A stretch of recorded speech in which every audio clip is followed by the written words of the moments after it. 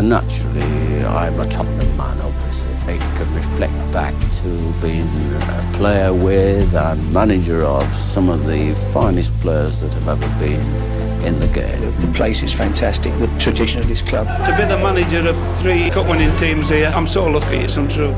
Hotspur America podcast, airing every week during the English Premier League season. What a glory, glory night at White Hart Lane. This great and historic football club. Joyful night down the Tottenham High Road. Hotspur America, the original US-based podcast dedicated solely to Tottenham Hotspur Football Club. Is Gascoigne going to have a crack? He is, you know. Oh, I say! Schoolboy's own stuff. I hate Arsenal, just hate them. Oh, what a goal! Unbelievable! Wow, this is incredible. We're the Yids in America. This is there to tap in. What a fantastic run. He scored! And it's turned home. Eric Dyer. This is your Hotspur America. We are back. We are better than ever. Season 2, Episode 0, brought to you by the National Football League of Hotspur America podcast. I am Ken. With me today are the regulars, Mr. Simon Dodsworth. How you doing, Simon? I am super fantastic, mate. How's your summer been? It's bloody hot. It is hot. I saw but Dallas was we're pushing only a little over a week away from going to the cool of the Rocky Mountains. That's right. Denver's coming up. Got the All-Star game, and with me as well as Mr. Sam Zerwell. Sammy, how you doing, buddy? Hey, good to be back with the both of you. Awesome. Summer good? Happy summer. Yeah, going real well, thanks. Good. Maybe vacation anywhere? Little beach trip, and then it's just kind of kids in camps and all that good stuff. And we actually made it to the pool today for the first time, so that was fun. It's hot. We spent the first 45 days just raining cats and dogs here. I've never seen it rain like that here ever. Yeah, and it then was nuts. and then we go from torrential rains to just stifling hot. So there's been no break. Anyway, let's talk about the Tottenham. First thing at the season. Before we kick off, fellas. Yeah. What's this about? Mr. Teaser. And I think if you look at your phones right now, you'll see what I'm talking about. And did you see that photo I just sent you? No, what? Hold on. Oh, wait. So that landed on my desk yesterday. That's one for you, one for me. And, no way! Sweet! Davey! Davey did these? Well, so if you remember, Davey Elder, a.k.a. the Spurs poet, did his Legends Night with Steve Perryman recently, and he kind of confided in me that he was going to get those pictures sent for us, and I've been keeping it to myself. And like I say, they arrived yesterday. I came back from a trip, and I wanted to kind of get your reaction on the hairs on both arms are upright. This is what a beautiful. Steve Perryman signed photographs. It says "Up for Cup." Oh, it's even got your name. It's got our names on it. Yeah, Up for Cup and Spurs for Ken. God. Steve Perryman. Yeah. To Sam, come on, you Spurs. And then mine says, and Dave, if you're listening, I don't know why my name is in quotation marks. Maybe he doesn't think I'm a Simon, but these are fantastic. I mean, awesome photographs. We'll put them on Twitter after the podcast. That's and awesome. I've got a note here from Davey. I just wanted to read some parts of it to you. Greetings from Northern Ireland, enclosed signed pics for you, Ken and Sam. He also put one in there for our Dallas Spurs raffle for Christmas, which is awesome. Hope you guys are all good, missing the podcast like mad. Well, you don't have to, because we're back. Looking forward to another season of ups and downs. Hopefully we'll get a few more signings to boost the squad. Can't wait to hear you back on the air. Best wishes. Come on, you Spurs. Kind regards, Davey. So, Davey, you are a fantastic top man. Wow. Mate, that was phenomenal that you did that for us. And obviously, thanks to Steve Perryman for doing that. And we all know what a fabulous gent Mr. P is. Wow. It confirms a lot of things for me, too. We've talked about how untouchable professional athletes are here in the States. And for as big money as football has become, the players are still very approachable. And I think that is just the coolest thing. It's one of the major reasons why I am such a football fan now. And this just goes to show that it's that level of connection and authenticity that you can get from legends of the club, not just random players or former players. Steve Perryman is almost on the Mount Rushmore of Tottenham Hotspur. Yes. My eyes have not left. I'm just like I'm just kind of waving my thumb back and forth, looking It's just wow, Davey. I mean, you know me. I don't. Wow, that's just unbelievable, and it's just such a beautiful photo. I mean, and that's Chairman. That's 81. That's the 81 cup he's holding up, isn't it? Has to be. He's in white. Yeah. And then we'll post this, but there's 3 pictures of him. There's the big part of the picture is him in a black and white holding up the FA Cup in '81. Then bottom right, he's in the yellow replay shirt, and then I think Simon, where would he have been? He's on probably the Tottenham Town Hall balcony. Yeah. So that's either 81 or 82, because obviously. Wow, what a way to start off this year. Yeah. Holy moly! Wow, David, thank you very, very much. Quit while we're ahead.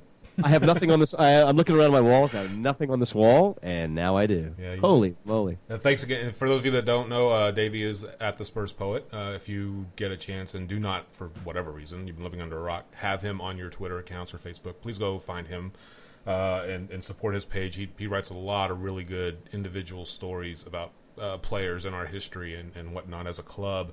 And he's definitely worth a follow. He's also a new daddy. I think his little person, his son is about 4 months old now? Yeah. About 4 months old. So he's got some pictures on his Twitter of his son where in fact, couldn't come. He wasn't able to make it to London in May because I think the baby just been born, right? Yeah, they were expecting, and she was way overdue. Wow. Well, let's get started, Will. Yeah.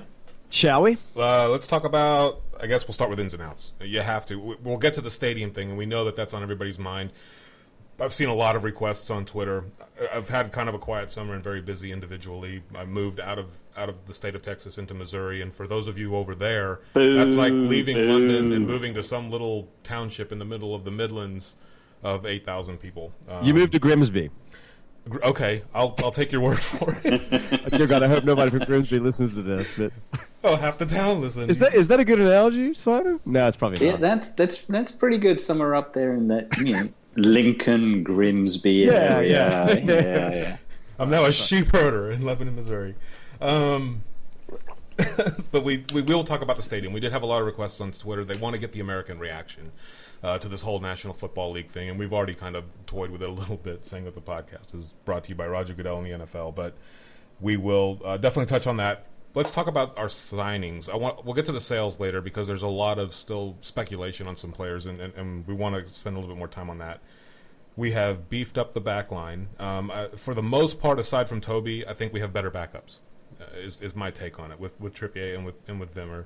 But signing Toby Alderweireld, I don't think that there was anybody who was upset about that kind of a move. I think that's about the best rated center back that we could have asked for this offseason, and we landed him. Yeah.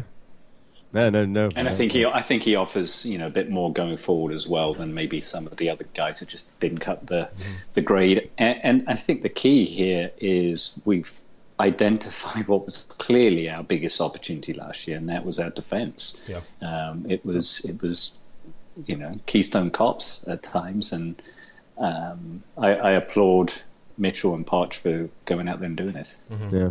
It was a bit odd though. I mean, I would have thought that we would have tried to go for a boss. Well, of all of the defensive players or needs that we had identified, really it's center back. I mean, we were sort of thinking that Dyer was going to be sort of in the waiting to take over from Fazio. So I mean, but really Alderweireld, right? I mean, what does that mean for Dyer now? I mean, who I thought was our brightest talent in the back four. Really thought if there's a player that could be really great back, that'd be him. I'm gonna throw a spin on something, and I want to do this later because we have it down talking about the right back battle. So while we're talking about the signings, I wanted to try to get into this a little bit. Trippier was brought in, and he had a really good season at Burnley. I think his pass accuracy at right back was better than anybody in the league, and his possession stats were off the charts. He's there to push Walker. Is he good enough to go in and start for Tottenham right now? I don't know.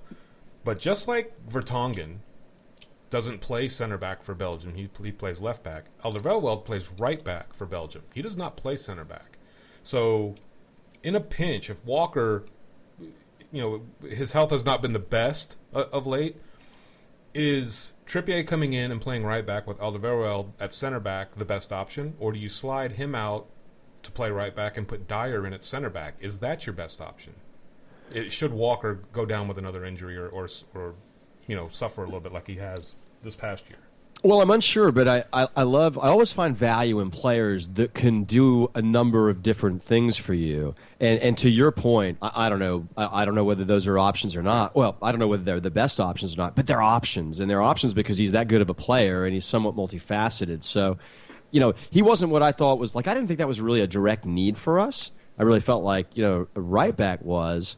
And and again, I really thought Dyer was sort of the up-and-comer. And now, what does it say for Fazio? So who's the backup? Who's the backup to Alderweireld now?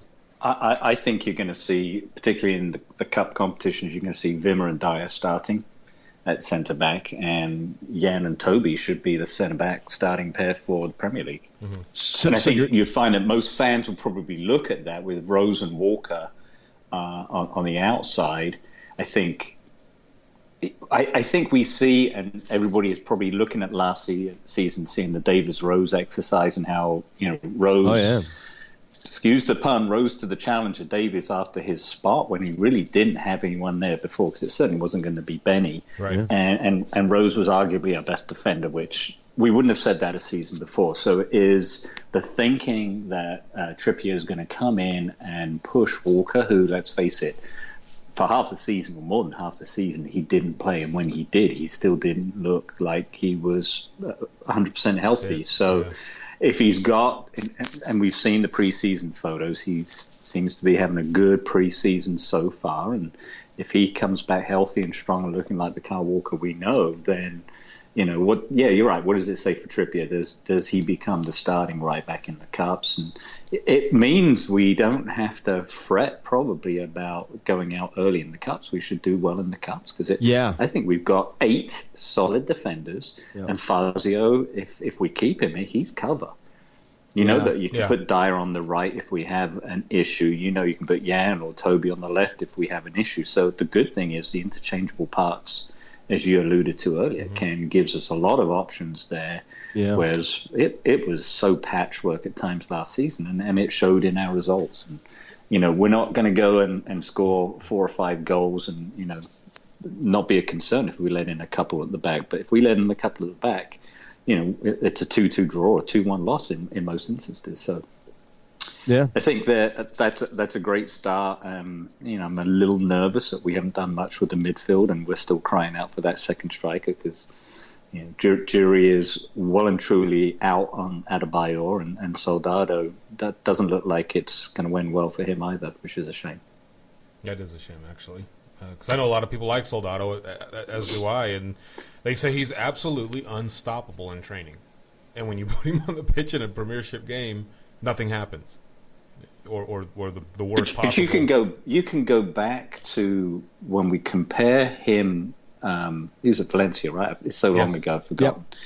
But the service he was getting at Valencia, he's not received that in 2 seasons at Spurs. It's not the way we play, and I don't want to make excuses for the guy because you're paid to put the ball in the net, and some of the times when the ball's at his feet, he didn't really put it in the net or even close. So there's something going on there, and I feel kind of sad for the guy because he came with a hefty price tag and he's just not delivered on the goods. And we have stuck with him, and we've backed him, and we do like him. The fans like him and want him to succeed, unlike Adebayor, who still gets tagged with the mercenary label, and it looks like he's off to Villa, and hopefully that works out for him.